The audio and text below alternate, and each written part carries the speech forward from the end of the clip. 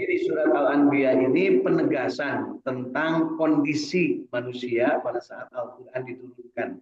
Berarti sampai dengan saat ini. Telah dekat kepada manusia hari menghisab segala sesuatu. Artinya bakal dihisab semuanya. Sedang mereka dalam keadaan lalai, lagi berpaling daripadanya. Tidak datang kepada mereka suatu ayat Al-Quran pun yang baru diturunkan dari Tuhan mereka, melainkan mereka mendengarnya. Sedang mereka bermain-main. Jadi mendengar tapi bermain-main. Artinya apa, Bu? Cuek. Ya, membahasai nama gampangnya. Lagi hati mereka dalam keadaan lalai. Dan mereka yang dolim itu merahasiakan pembicaraan mereka. Jadi berbisik-bisik. Ya, kecewis ya bahasa orang ini namanya. Orang ini maksudnya kepada Nabi Muhammad tidak lain hanyalah seorang manusia juga sepertimu. Maka apakah kamu menerima sihir itu padahal kamu menyaksikannya? Kemudian berkatalah Nabi Muhammad SAW kepada mereka, Tuhanku mengetahui semua perkataan di dalam langit dan di bumi, ya. Dan dialah Allah yang maha mendengar lagi maha mengetahuinya. Jadi jangan bisik-bisik, kata Rasulullah itu kepada para kafirin Quraisy. Allah maha mengetahui dan Allah mengetahui kemudian memberitahukan kepadaku, kata Rasulullah Shallallahu Alaihi Wasallam. Bahkan mereka berkata juga Al-Quran itu adalah mimpi-mimpi yang kalut. Jadi menurut mereka Al-Quran adalah mimpi-mimpi. Bahasa sekarang mah halusinasi, hayalan. Malah diada-adakannya, bahkan dia sendiri seorang penyair. Maka hendaklah ia mendatangkan kepada kita suatu mukjizat sebagaimana para rasul yang telah lalu. Jadi mereka itu tidak mau percaya dengan apa yang dituturkan. Mereka minta ada mukjizat. Mereka minta ada sesuatu yang bisa terasa oleh mereka. Tidak ada penduduk suatu negeri pun yang beriman yang kami telah membinasakannya sebelum mereka, maka apakah mereka akan beriman? Jadi artinya ketika Al-Quran diturunkan, ini semacam wanti-wanti dari Allah Subhanahu wa Ta'ala kepada Rasulullah, jangan berharap mereka semua akan beriman.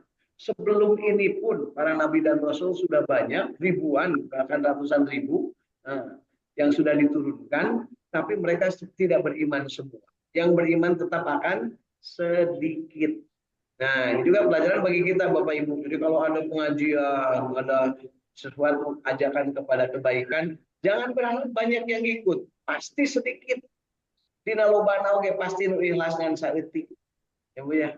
Kira-kira kita termasuk yang ikhlas enggak? Mudah-mudahan Bu.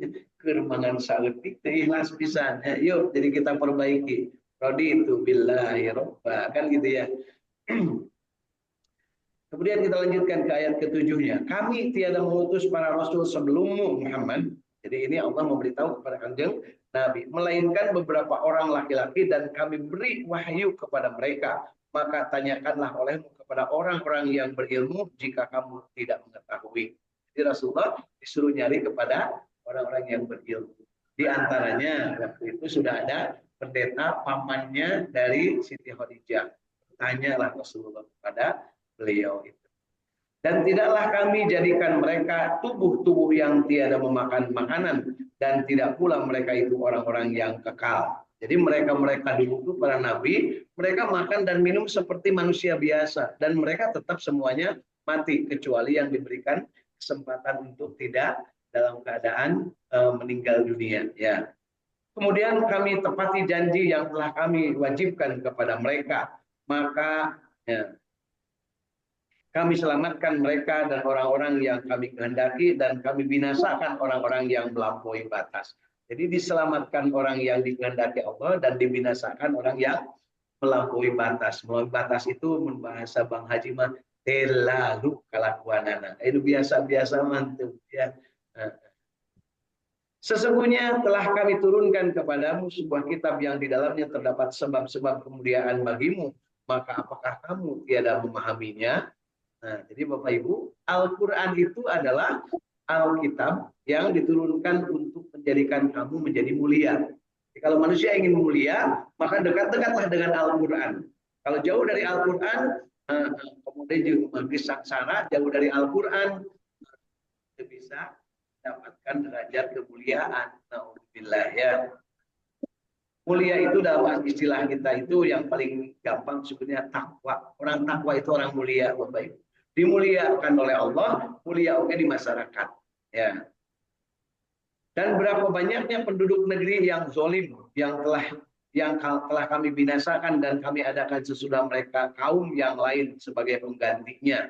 Maka tatkala mereka merasakan azab kami, tiba-tiba mereka melarikan diri dari negerinya. Janganlah kamu lari tergesa-gesa, kembalilah kamu kepada nikmat yang telah kamu rasakan dan kepada tempat-tempat kediaman yang baik supaya kamu ditanya. Mereka berkata, aduhai celaka kami, sesungguhnya kami adalah orang-orang yang zalim.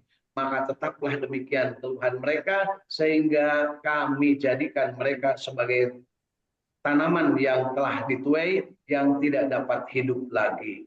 Di manusia itu ketika ditimpa bencana, sok kabur, lari. Dan nggak Bu? Bapak Ibu, namun ayah bencana, kira-kira ayahnya arek cari cing wae mah.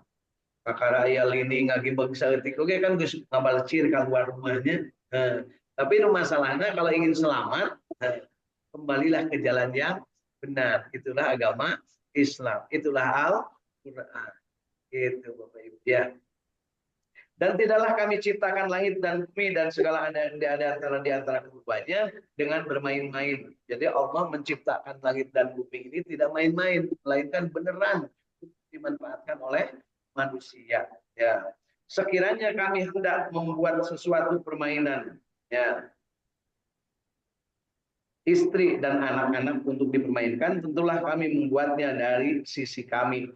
Jika kami menghendaki berbuat demikian, tentulah kami telah melakukannya.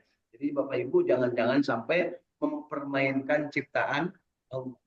Ya, akhirnya soal mempermainkan Bu, ayah, merasa enggak Bapak Ibu pernah dipermainkan?